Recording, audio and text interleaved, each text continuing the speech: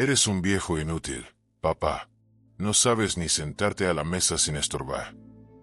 Así lo dijo mi hijo mayor, delante de mis nietos, con ese tono que corta más que un cuchillo. Yo seguí masticando despacio, mirando el plato como si nada. Ni levanté la vista. Solo sentí cómo se me tensaban los dedos alrededor del tenedor. Ese silencio fue mi única respuesta, y mi primer paso hacia algo que entonces aún no sabía nombrar. Cuando terminé de comer, recogí mi plato como siempre. Nadie dijo nada, ni una disculpa, ni una mirada. Aquella casa, que yo mismo levanté ladrillo a ladrillo hace más de 40 años, se me hizo de pronto ajena, como si ya no me perteneciera. Pero yo sabía la verdad. El respeto no se hereda, se sostiene. A la mañana siguiente, antes de que amaneciera del todo, llamé al cerrajero del barrio. Cambié todas las cerraduras, la del portal, la de la reja, la de la puerta principal. No dejé la copia de ninguna en manos de nadie. Cuando terminé, apoyé la mano en la madera fría y respiré hondo. No era un gesto de rabia. Era un límite. Mi primer límite en mucho tiempo. A la hora del desayuno, mientras el café aún humeaba, dije con calma: a partir de hoy, quien quiera entrar en esta casa me lo pide a mí.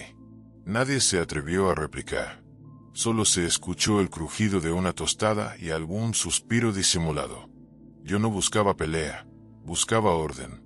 Y sabía que aquel simple cambio, casi invisible para cualquiera, sería el comienzo de algo que ya no permitiría que me arrebataran. Porque a veces, y esto lo aprendí tarde, la dignidad empieza por una llave, y por la puerta que decide cerrar. Me quedé un rato mirando aquellas llaves nuevas sobre la mesa, brillando como si fuesen monedas recién acuñadas. No pesaban mucho, pero dentro de mí algo se había cambiado de peso. Quizá era la tristeza, quizá el cansancio, o quizá era simplemente que, a mis 73 años, por fin había entendido que uno no puede vivir pidiendo permiso en su propia casa. Mientras removía el azúcar del café, me vinieron recuerdos que hacía años que no tocaba. Mi padre, allá en un pueblo polvoriento de Castilla, siempre decía lo mismo cuando nos veía discutir por tonterías. El respeto, hijo, se gana cada día. A él le escuché esa frase tantas veces que acabé repitiéndola con mis propios hijos cuando eran pequeños. Pero las palabras, si no se cuidan, se las lleva el viento. Y en mi casa hacía tiempo que soplaban corrientes frías. No crecí con lujos.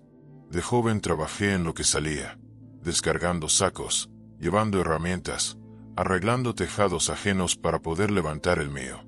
Cuando por fin tuve este hogar, juré que aquí dentro habría siempre calma, trabajo y dignidad.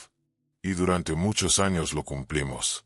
Recuerdo las meriendas en el patio, mis hijos correteando, mi mujer riéndose mientras yo intentaba instalar una lámpara que se empeñaba en torcerse. Era una casa sencilla, pero era nuestra. Pero el tiempo desgasta más que cualquier herramienta. Se fue mi mujer, se fueron los veranos eternos, se fueron las conversaciones largas después de cenar. Y cuando la ausencia ocupa demasiado espacio, otros intentan rellenarlo con prisas, con intereses, con esa prisa por decidir por uno lo que uno aún puede decidir por sí mismo. Y así llega el día en que tu propio hijo te llama viejo inútil, sin temblarle la voz. Aquella mañana, mientras desayunábamos, noté que nadie sabía dónde mirarme. Mi hijo menor evitaba mis ojos. La nuera fingía revisar mensajes. Los niños no entendían nada, pobres. Y yo, que siempre fui hombre de pocas palabras, decidí que ya no hablaría más de lo necesario. Esta casa la levanté yo, dije, con la voz más baja que pude. Y mientras viva, la respeto yo primero. Por eso, las normas cambian. No añadí nada más. No necesitaba. La autoridad, cuando es verdadera, no grita. Después de desayunar salí al patio y me senté bajo el limonero que planté el día que nació mi primer hijo. Las hojas susurraban con el viento. Por un momento, me pregunté en qué instante exacto se había roto la familia. No supe responderme. Tal vez fueron muchas pequeñas grietas, casi invisibles, hasta que un día ya no quedó pared que sostuviera nada. Pero también entendí algo. Aún estaba a tiempo de poner límites, a tiempo de recuperar mi orden, a tiempo de que, si no podía salvar la armonía, al menos pudiera salvarme a mí. Y allí, sentado bajo aquel árbol, con el olor del limón mezclándose con el aire fresco de media mañana, supe que esto no había hecho más que empezar. Porque lo que uno permite una vez, le persiguen toda la vida. Y yo, ese día, decidí que no permitiría ni una más. A media mañana me puse la chaqueta y salí sin avisar a nadie. No hacía falta. Caminé despacio hasta el despacho de Ramiro, un viejo amigo de escuela que ahora llevaba años de abogado en el barrio. Cuando entré, levantó la vista de unos papeles y frunció el ceño, como si algo en mi expresión le contara más que cualquier saludo. «José, ¿qué ha pasado?» «Nada que no lleve tiempo pasando», respondí, cerrando la puerta con cuidado. Nos sentamos. Él esperó, como hacen los que saben escuchar, y yo respiré hondo antes de soltarlo todo. No exageré, no adorné, no busqué lástima. Solo conté lo ocurrido en la comida, el insulto, la indiferencia y ese aire de estrategia fría que desde hace meses noto cuando mis hijos creen que no miro. Ramiro agachó la cabeza, pensativo. «No pueden tocar la casa si tú no quieres», dijo al fin. «Pero mejor dejarlo por escrito, bien atado». Asentí. No venía buscando consuelo, sino exactamente eso, reglas claras. Pasamos casi una hora revisando documentos, títulos de propiedad, viejas escrituras del año 82. Cuando todo estuvo en orden, firmé lo necesario para blindar el hogar. Ningún movimiento sin mi consentimiento escrito, ninguna venta posible si yo seguía vivo, ningún poder delegado aunque me lo pidieran con buenas palabras. Ramiro me dio una copia de cada papel, ordenada en un sobre. «Esto te protege, y te dará tranquilidad», añadió. «Y si hace falta, me llamas». Al salir, guardé el sobre dentro de la chaqueta. Pesaba más que las llaves nuevas de la mañana, pero ese peso era distinto. Era una frontera, una señal clara de que yo también sabía defenderme, aunque fuera en silencio. Al llegar a casa, llamé a todos al salón. Se hizo ese silencio incómodo que se hace cuando nadie quiere ser el primero en preguntar. Me apoyé en el respaldo de la silla y hablé despacio, sin levantar la voz. «A partir de hoy», dije, «esta casa se mueve según una norma muy simple. El respeto mantiene la puerta abierta. Nada más». Algunos intercambiaron miradas. Mi hijo mayor, el mismo que me insultó, se esforzó en poner cara de calma, pero se le veía el nervio en los dedos. «Papá, no hacía falta llegar a esto», murmuró. «Sí hacía», respondí. «Porque cuando no se pone orden, el caos decide por uno». Abrí el sobre y dejé los papeles sobre la mesa. No necesitaba explicarlos, bastaba con ver el sello del notario para que todos comprendieran que ya no tenían margen para atajos. Nadie discutió, nadie alzó la voz. Pero aquella quietud no era paz, era cálculo. Lo conocí bien. Ese silencio de familia que no acepta la derrota, solo la pospone. Esa noche me acosté tarde, escuchando pasos en el pasillo, susurros detrás de alguna puerta. No quise acercarme a oír. Ya sabía bastante. Lo que buscaban no era diálogo, era recuperar terreno. Y yo, por primera vez en muchos años, no tenía intención de ceder ni un palmo.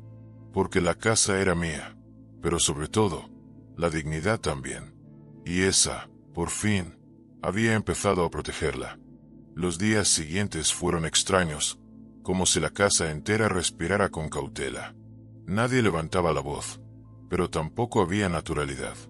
Las conversaciones se reducían a frases cortas, a comentarios sueltos sobre la compra o el tiempo. Yo observaba, sin prisa, sin intervenir. A mi edad uno aprende a escuchar lo que no se dice. Una tarde, mientras recogía la mesa, mi hijo menor se acercó con un gesto torpe, como quien ensaya antes de hablar. «Papá», empezó, rascándose la nuca. «El otro día, Nos pasamos. Yo también. Perdona. Le miré despacio.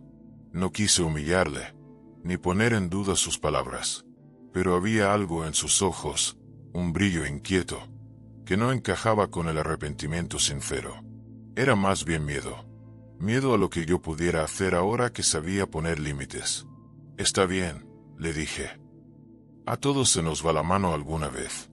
No era perdón completo, pero tampoco un rechazo. Él asintió rápido, demasiado rápido, y se marchó. Y en ese gesto acelerado entendí que algo se estaba moviendo por debajo, como una corriente que no quiere mostrarse en la superficie. Los días pasaron y empecé a notar pequeños detalles. Llamadas tomadas en la terraza para que yo no escuchara, puertas cerradas a medias, conversaciones que cesaban en cuanto aparecía en la misma habitación. Una noche, al ir a apagar la luz del pasillo, escuché a mi nuera decir en voz baja: si no quiere cambiar nada, habrá que buscar otra solución. No podemos seguir así. No dije nada. Cerré la puerta del salón con suavidad, como si no hubiese oído. Pero el mensaje era claro. No buscaban cuidar de mí, sino administrarme. A la mañana siguiente, mientras desayunábamos, mi hijo mayor sacó el tema con una naturalidad que olía a guión ensayado. Papá, hemos estado pensando. A tu edad, quizá estarías mejor en un sitio donde te cuiden. Una residencia tranquila, con médicos, con gente de tu quinta. Yo seguí untando mantequilla en la tostada. Ah, sí, respondí, sin levantar la vista. Por tu salud, papá, insistió él. Para que no tengas que preocuparte de nada. Para que no tengas que preocuparte de nada. ¿Qué frase más antigua para disfrazar intenciones nuevas? Estoy bien aquí, dije. No necesito otra casa. Hubo un silencio breve, como una nota musical mal colocada. Luego intentaron adornarlo, suavizarlo, presentar la idea como un acto de cariño. Pero yo no era un niño. No a los 73. Sabía reconocer las manos que empujan cuando se disfrazan de manos que sujetan. Ese día, cuando salieron todos y me quedé solo, pasé la palma por la mesa del comedor, por la madera gastada por los años y las sobremesas infinitas. Comprendí, con una claridad serena, que la batalla ya no iba de una casa, ni de una comida tensa, ni siquiera de un insulto. Iba de algo mucho más hondo, de que habían dejado de verme como padre para empezar a verme como estorbo, como alguien a quien mover, reubicar, manejar. Y esa sensación, esa certeza fría, fue el aviso que necesitaba. Porque cuando una familia deja de hablarte con amor y empieza a hablarte con estrategia, entonces, por fuerza, uno tiene que prepararse para lo que viene después. Y yo, aunque caminara despacio, aún sabía plantar los pies cuando era necesario. No contesté nada más sobre residencias ni cuidados. Dejé que el tema se apagara solo, como una vela sincera, pero por dentro ya había tomado una decisión. Al día siguiente bajé al ferretero de la esquina. Me conocía de toda la vida. Quiero un candado grande, le dije. De los que no se abren con cualquier cosa. El hombre me enseñó varios. Escogí uno pesado, de hierro, con un arco grueso. Cuando lo tuve en la mano, noté el frío del metal en la palma, y pensé que, en el fondo, aquello no era solo un candado. Era una frase entera sin palabras. Volví a casa despacio. El portal estaba entreabierto, como siempre. Subí, cogí una silla del patio y la arrastré hasta la cancela de la entrada, la que da a la calle. El ruido de la madera sobre el suelo hizo asomar alguna cabeza por el pasillo. ¿Qué haces, papá?, preguntó mi hijo mayor desde la puerta del salón. Orden, respondí, sin mirar atrás. Me subí a la silla. Coloqué la cadena que llevaba tiempo colgando sin uso y pasé el candado por los eslabones. Antes de cerrarlo, respiré hondo.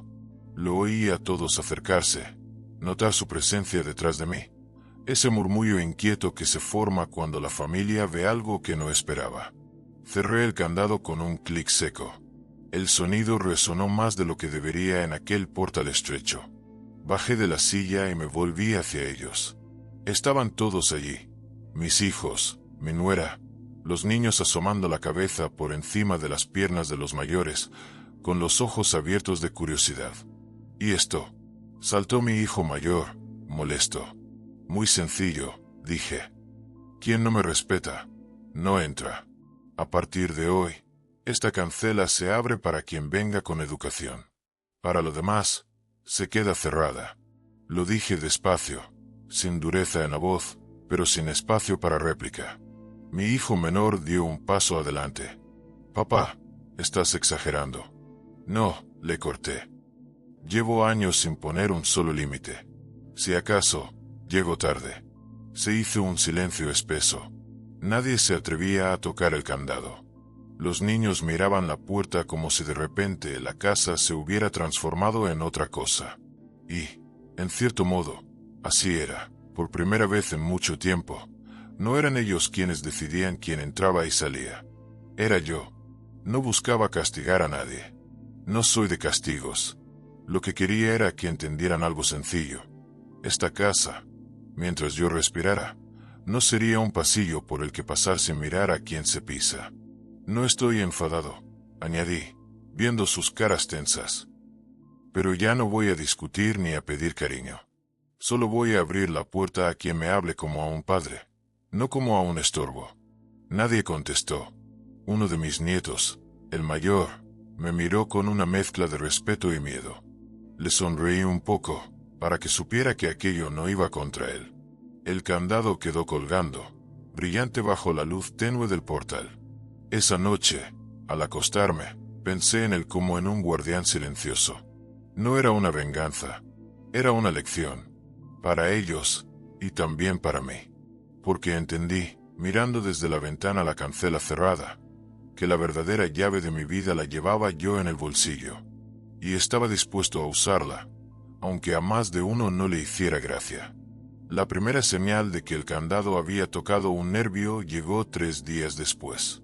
Eran casi las 6 de la tarde cuando escuché un ruido metálico en la cancela, un forcejeo torpe, como de alguien intentando abrir sin querer hacer demasiado escándalo.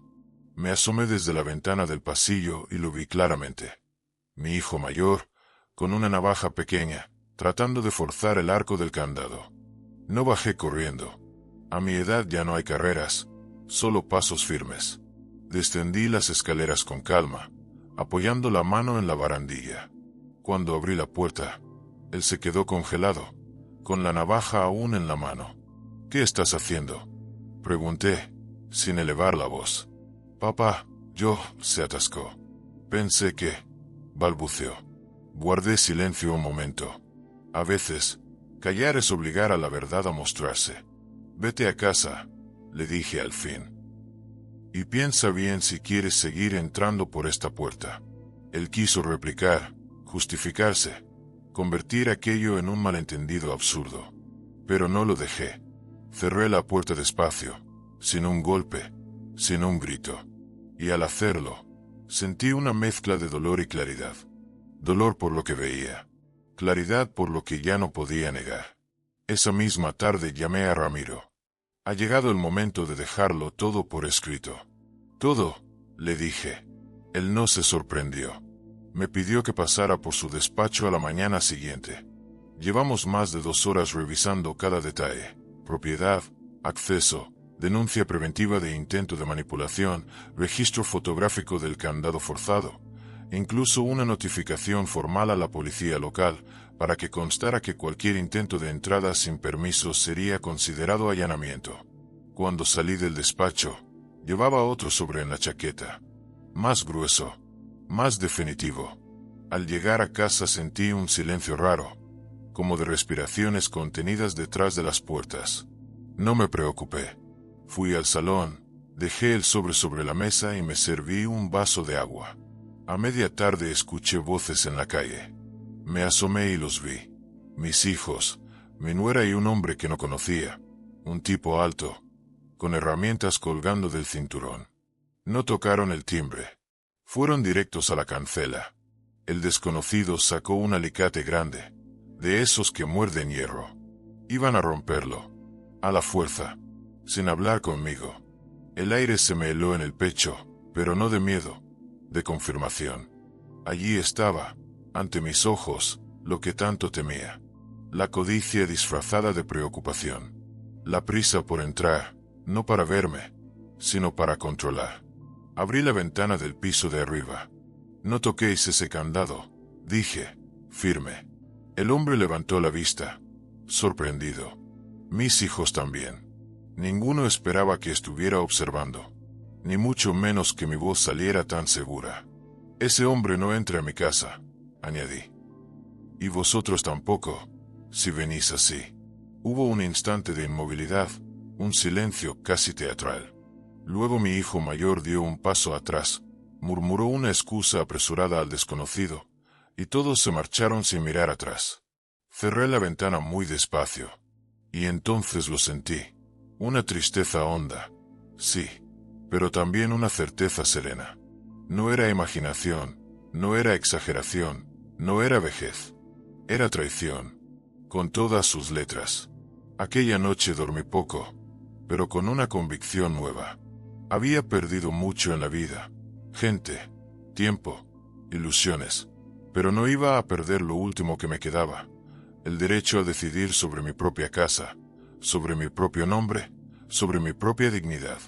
Y sabía que, después de lo que acababa de ver, el final de esta historia ya no sería una conversación, sería una decisión, una de esas que cambian un destino entero. Y la mía ya empezaba a tomar forma en silencio. A la mañana siguiente, antes incluso de que abrieran las tiendas, yo ya sabía lo que tenía que hacer. No era un arrebato, ni una rabieta de viejo.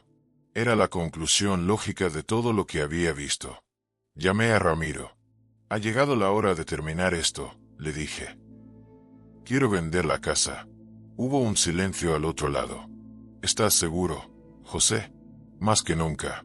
Quiero que no dependa de ellos. Ni ahora, ni cuando yo falte. Volví a su despacho. Esta vez no hubo preámbulos. Hablamos de compradores, de precios, de plazos. Él ya tenía en cartera a un matrimonio mayor que buscaba justo eso, una vivienda tranquila, en un barrio como el mío. No regateé demasiado. No me interesaba exprimir hasta el último euro. Me interesaba cerrar una etapa. Firmé papeles, revisé cláusulas, dejé claro un punto. Yo seguiría viviendo allí el tiempo que considerase, con un uso reconocido, hasta que lo decidiera. Ramiro asintió, lo redactó todo con esa letra firme que siempre tuvo. Cuando puse la última firma, sentí algo raro. No era pena del todo. Era como si soltara una carga que llevaba años sosteniendo solo. Te van a odiar, me dijo Ramiro, sin adornos. Es posible, respondí. Pero quizás así recuerden que su padre no era tan inútil.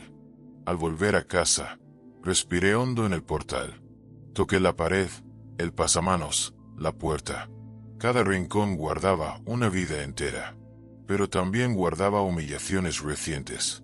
Y uno, al final, tiene que decidir con qué recuerdos quiere quedarse. Llamé a todos al salón. Vinieron contrariados, como si sospecharan que algo se estaba gestando. Los niños, otra vez, se quedaron en el pasillo, escuchando a medias. Dejé el nuevo sobre la mesa. He venido a deciros una sola cosa, empecé. Esta casa ya no es nuestra. Mi hijo mayor frunció el ceño. ¿Cómo que no es nuestra? La he vendido, respondí. A una pareja que la va a cuidar. Todo está firmado. Legal y claro. Las palabras tardaron unos segundos en caer, como si el aire se resistiera a dejarlas entrar.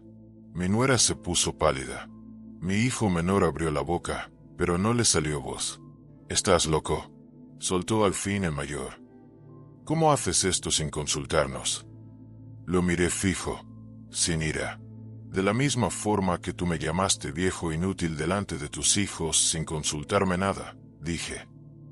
Con la misma libertad. Se hizo un silencio pesado, casi físico. Pensasteis que yo era un trapo viejo que se deja mover de silla. Continué, con calma.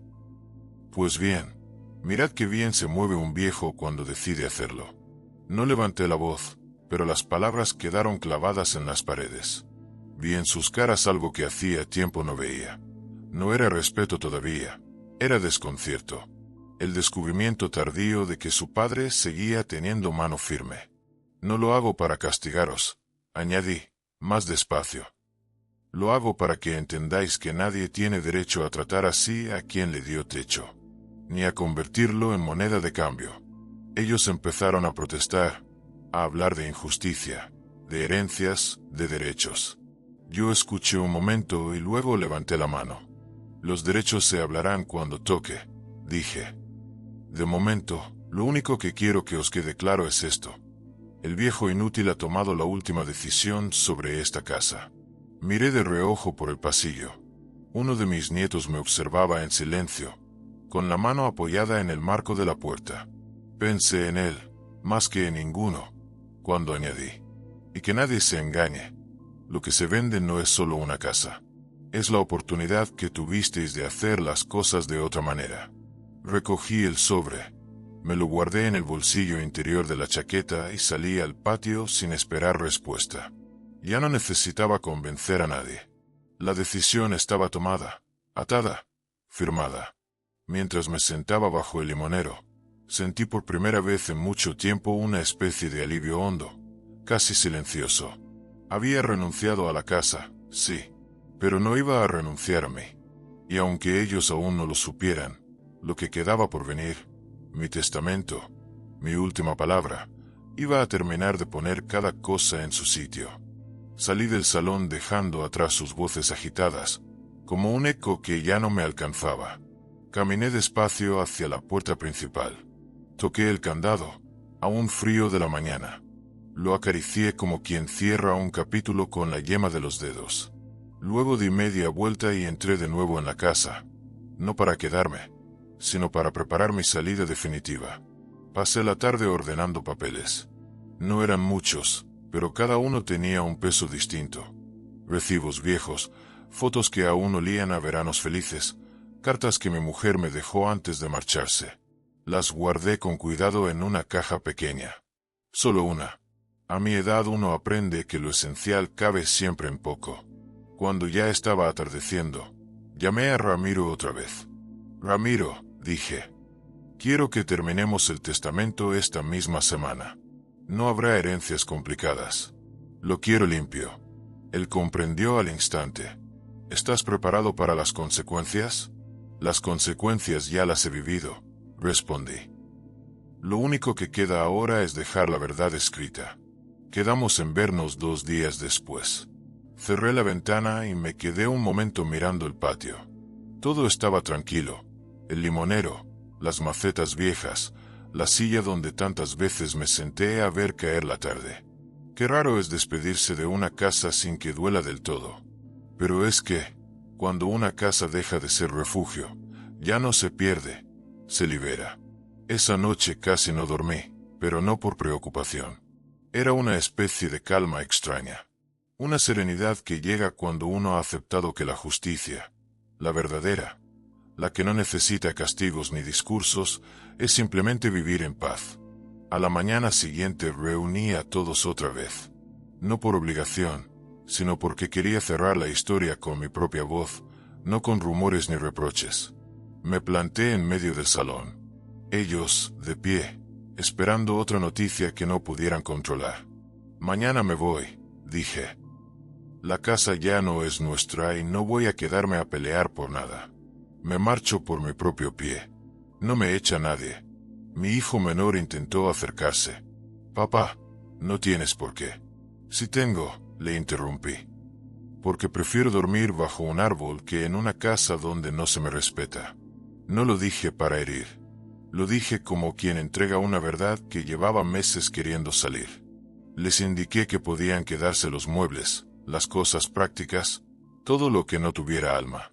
Lo demás, lo esencial, venía conmigo. Mis fotos, mi caja pequeña, y la libertad que tanto había tardado en recuperar. Salí de la casa despacio. Crucé el patio. Toqué por última vez la corteza del limonero y abrí la cancela solo a medias. Me detuve, miré hacia atrás y dije, no construí esta vida para que me la arrebataran. La construí para vivirla. Y eso es lo que voy a hacer ahora. Cerré la puerta con un clic suave, mucho más leve que el del candado días atrás. Caminé calle abajo sin prisa, sintiendo como cada paso devolvía algo que creía perdido. Mi propio nombre, mi valor, mi sitio en el mundo. Cuando llegué al final de la calle, me detuve un momento. El sol de la mañana empezaba a asomarse por encima de los tejados. Respiré hondo. En ese silencio tibio comprendí que no estaba huyendo, sino comenzando de nuevo.